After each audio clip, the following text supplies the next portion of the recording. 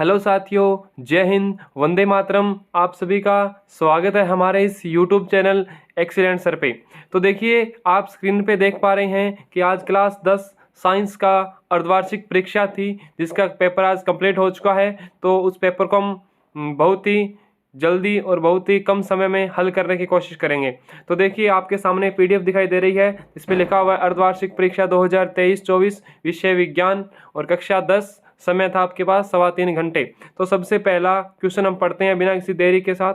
तो सबसे पहला क्वेश्चन है कि अभिकारक या उत्पाद की ठोस अवस्था को किस संकेत में दर्शाया जाता है। तो देखिए, अभिकारक अर्थात जब भी आप अभिक्रिया को लिखते हो तो इसमें जो ठोस होता है, ठोस को हमेशा हम किससे दर्शाते हो? एस से, यानी कि सॉलिड। किससे दर्शाओगे? सॉलिड से दर्शाओगे। ओके, सेकंड क्वेश्चन देखते हैं कि जिप्सम के एक सूत्र इकाई में जल के कितने अणु होते हैं। तो अगर बात करूं मैं इसके सूत्र की, तो इसका सूत्र क्या रहेगा?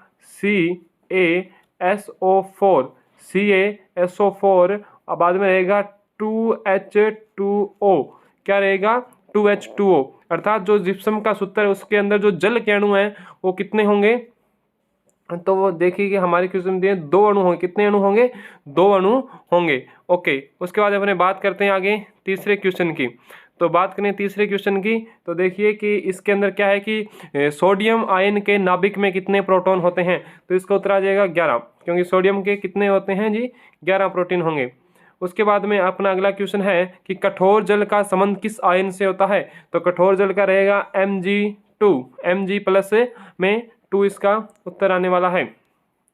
चलिए आगे चलते हैं। अगला क्वेश्चन है कि नेफ्रॉन का संबंध किससे है। तो जो नेफ्रॉन का संबंध होने वाला है वो नेफ्रॉन का संबंध न कि पाचन से है, श्वसन से नहीं है, रक्त से नहीं है, उत्सर्जन तंत्र से। किससे है? उत्सर्जन तंत्र से। आगे क्वेश्चन है कि मस्तिष्क उत्तरदायी है। तो मस्तिष्क उत्तरदायी किसके लिए है? सोचने के लिए, हृदय स्पंदन, शरीर के संतुलन बनाए रखने, उपयुक्त सभी। इसमें उत्तर आएगा उपयुक्त सभी आएगा। चलिए अपने नेक्स्ट क्वेश्चन की ओर बढ़ते हैं। और नेक्स्ट क्वेश्चन जो है हमारा कि द्विलिंगी पुष्प किस पादप में पाया जाता है। तो द्विलिंगी पुष्प, देखिए जब हम लेसन पढ़ रहे होते हैं तो हम बात करते हैं कि जो गुड़हल व सरसों के पुष्प हैं वो सारे के सारे किसके होते हैं? द्विलिंगी। तो सरसों का पुष्प आएगा।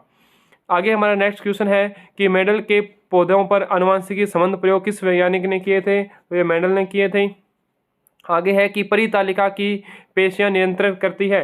किसको नियंत्रित करती है? तो पुतले के आकार को। इसमें C नंबर इसका आंसर आएगा। ओके, आगे हम बात करते हैं पेज नंबर 2 की।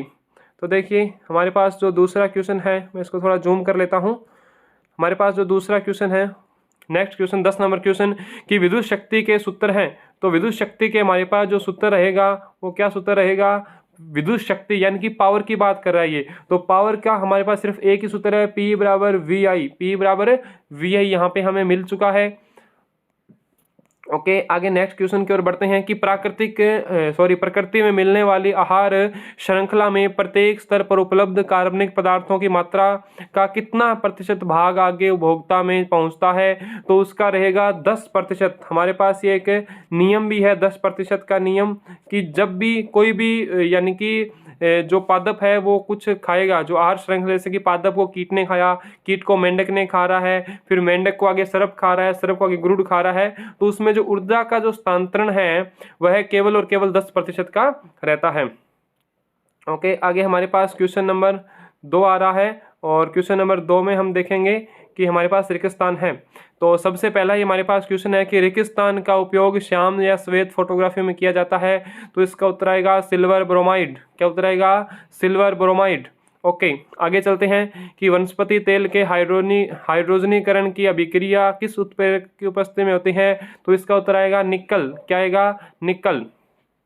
ओके, अपने आगे बढ़ते हैं। आगे का हमारे पास जो क्वेश्चन है कि शुक्राणु का निर्माण कहाँ होता है। तो शुक्राणु का निर्माण कहाँ होता है? पुरुष के अंडकोश में होता है। पुरुष के अंडकोश में होता है। आगे क्वेश्चन है कि लेंस के क्षमता का SI मात्रक। तो लेंस की क्षमता का SI मात्रक क्या है हमारे पास? डायोप्टर। क्या है? डायोप्टर। क्या लिखोगे आप? डायोप्टर। आगे का क्वेश्चन है कि पदार्थ जो जैविक प्रक्रम द्वारा अपघटित हो जाते हैं क्या कहलाते हैं? वो जैव निम्नीकरण कहलाएंगे। क्या कहलाएंगे? जैव निम्नीकरण। क्या कहलाएंगे? जैव निम्नीकरण। ओके, तो 2 क्वेश्चन हमारे कंप्लीट होते हैं। हम बढ़ते हैं आगे तीसरे क्वेश्चन की ओर। तीसरा क्वेश्चन है कि संयोजन अभिक्रिया का एक उदाहरण लिखिए। संयोजन अभिक्रिया का हमें क्या लिखना है, एक उदाहरण लिखना है। तो सबसे पहले सुनिए, संयोजन अभिक्रिया कौन सी होती है कि दो या दो से अधिक अभिकारक जुड़ के जब एक नया उत्पाद बनाते हैं। संयोजन का मतलब भी क्या होता है, जोड़ना।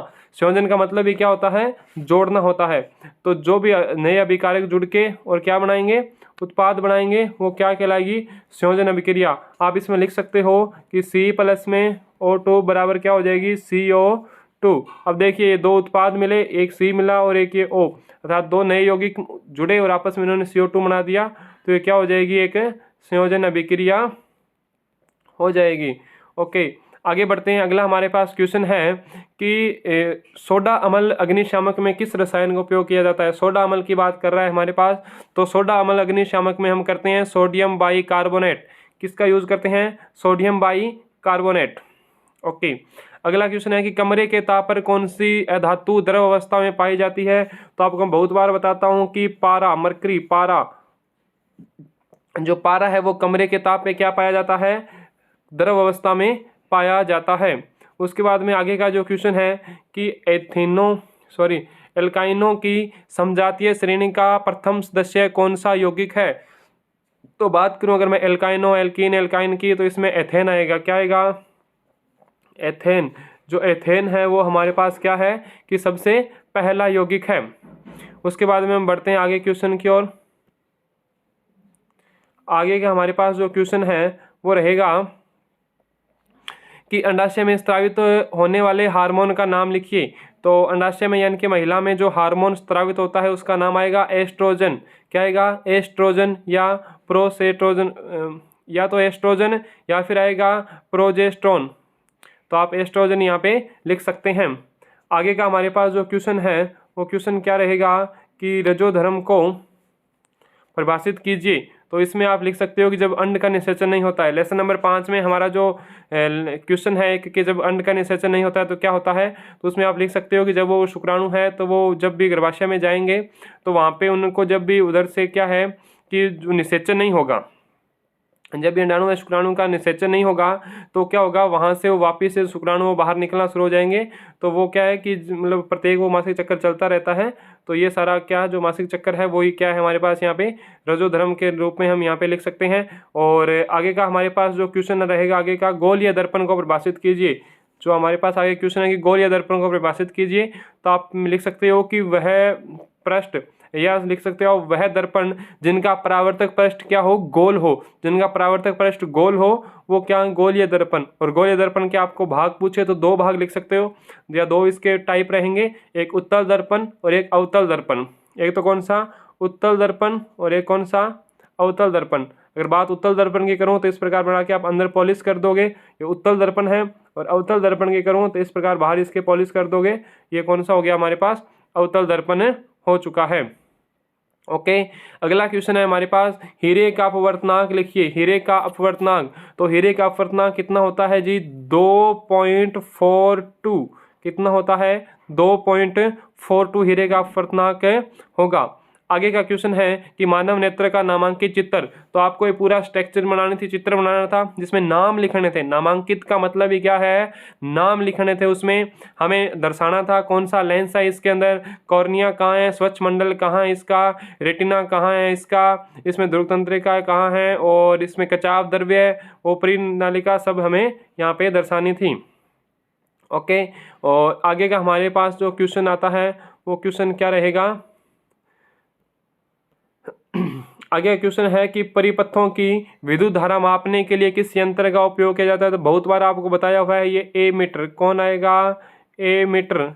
एमीटर का उपयोग किया जाता है। विद्युत धारा जो मापने का जो उपयोग किया जाता है वो किसका किया जाता है, एमीटर का। उसके आगे का जो क्वेश्चन है वो रहेगा विद्युत फ्यूज के हमें क्या लिखने हैं। तो विद्युत फ्यूज, तो हमारे घरों में लगाए जाने वाले जो फ्यूज है उनसे क्या है कि हमारे जो विद्युत परिपथ है उसको हम सुरक्षा पहुंचा पाएंगे कि जब भी ज़्यादा लाइट आती है तो विद्युत फ्यूज जो खुद क्या हो जाता है, वहाँ से डैमेज टूट जाता है और आगे पूरे परिपथ को क्या कर लेता है, वो बचा लेता है।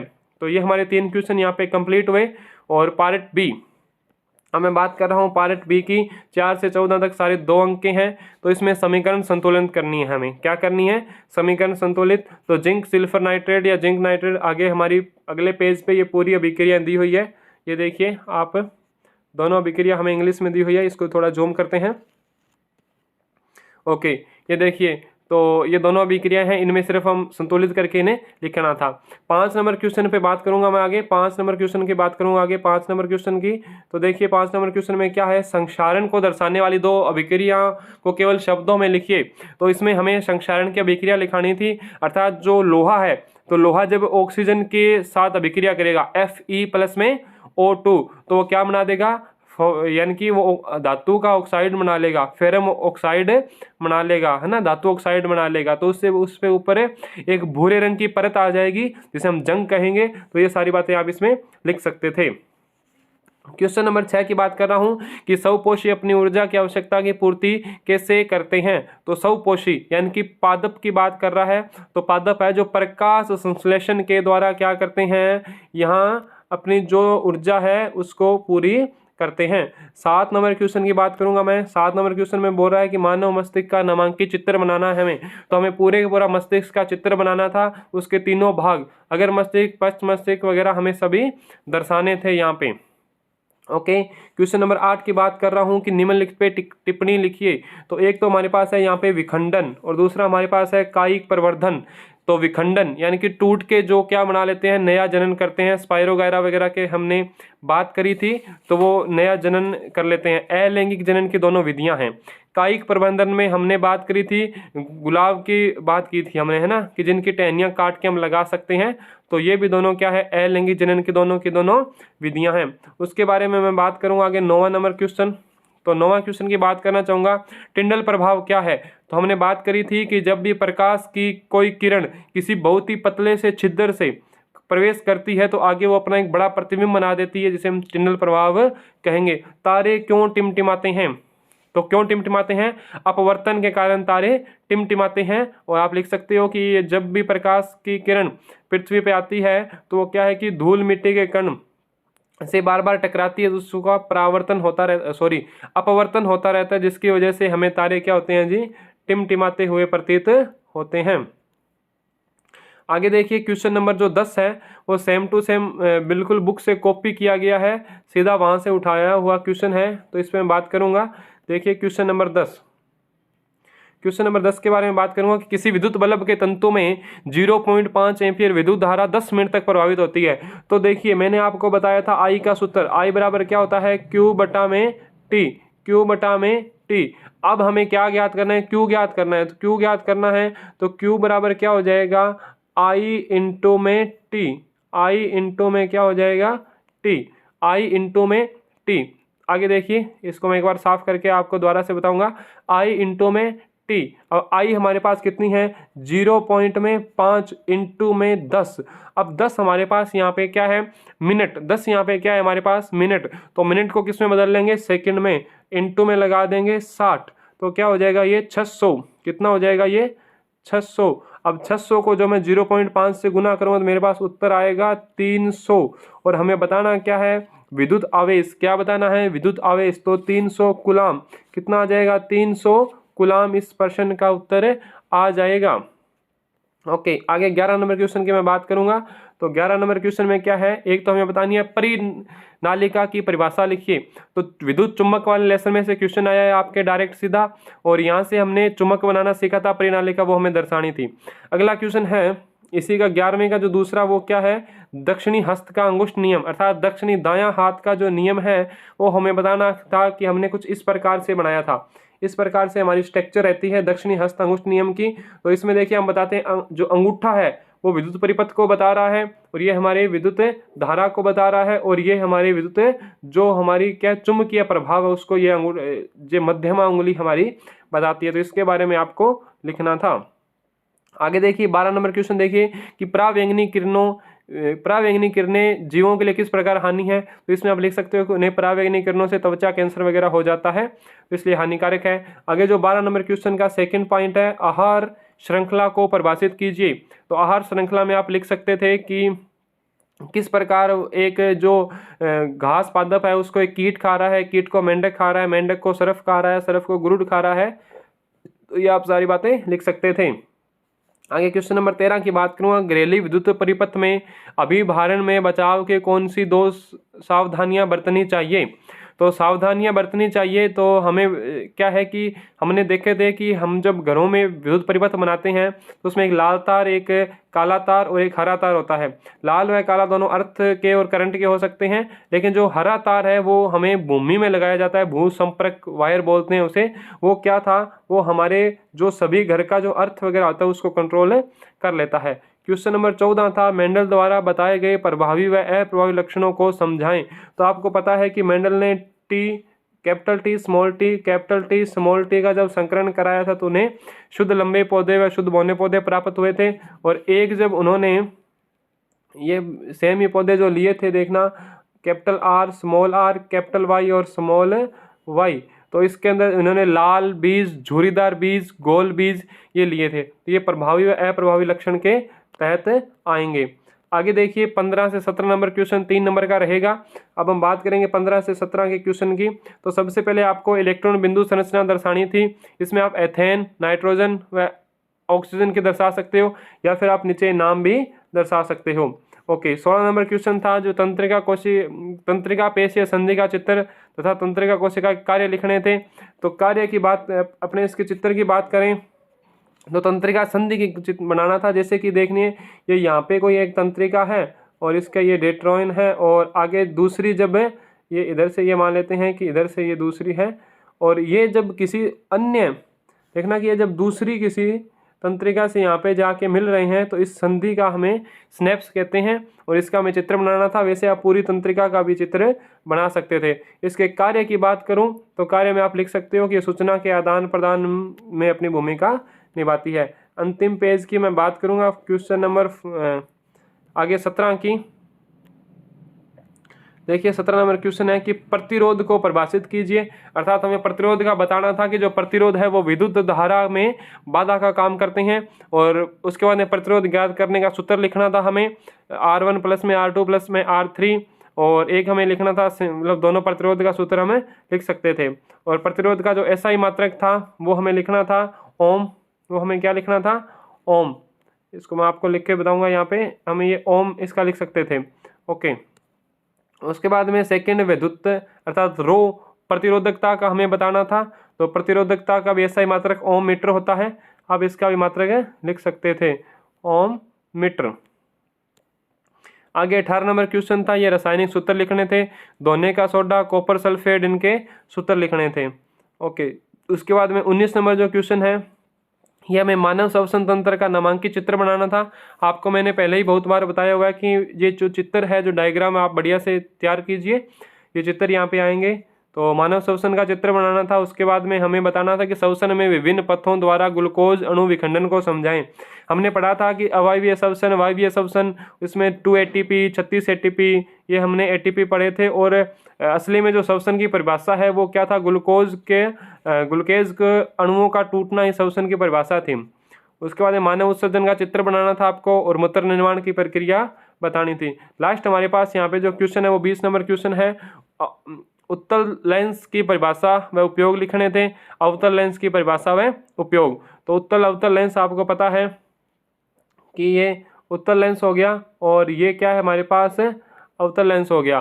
तो जो किनारों से पतला बीच में से मोटा उत्तल लेंस, किनारों से मोटा बीच में से पतला अवतल लेंस, और इनका निकट दृष्टि व दूर दृष्टि में उपयोग किया जाता है। अंतिम हमारे पास जो क्वेश्चन है वो रहेगा, क्या रहेगा कि अवतल दर्पण द्वारा प्रतिबिंब का किरण प्रतिबिंब बनाना था, और उत्तल दर्पण द्वारा प्रतिबिंब का किरण आरेख बनाना था जब वस्तु अनंत पे पड़ी हो। तो ये हमें इस प्रकार बना के, ये दर्पण वगैरह बना के, और यहाँ से इसमें से एक मुख्य अक्ष निकालेंगे, एक यहाँ पे मुख्य अक्ष निकालेंगे और किरण को यहाँ टकराएंगे, यहाँ निकलेगी, और ये यहाँ अर्थात फोकस पे चित्र बनेगा, और हम ये इस प्रकार बना सकते थे। तो थैंक यू, आशा करता हूँ आपको वीडियो बहुत अच्छी लगी होगी। और इसी के साथ इसी के साथ इस वीडियो को मैं एंड करता हूँ और मिलते हैं अपने नेक्स्ट वीडियो में। और वीडियो अच्छी लगी तो आप इसमें बढ़िया से लाइक कमेंट कर सकते हो। और जिन भी साथियों ने, जिन भी बच्चों ने आज 10th क्लास साइंस का पेपर दिया है, उन्हें ये वीडियो ज़रूर शेयर कीजिए। थैंक यू, धन्यवाद।